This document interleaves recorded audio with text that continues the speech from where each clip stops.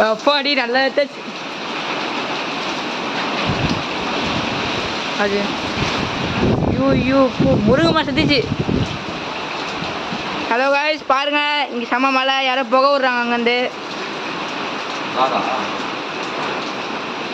யாருன்னே தெரியல, இது இப்படி நடக்காது. மேகமலையில் இருக்க மாதிரி இல்லை. அதான் கரெக்டாக அங்கேருந்து வருது புகை.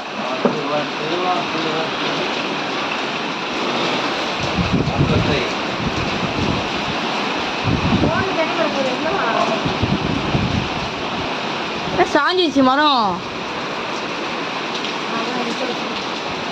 அத்தை காமிங்க மறக்காம, ஓகேவா?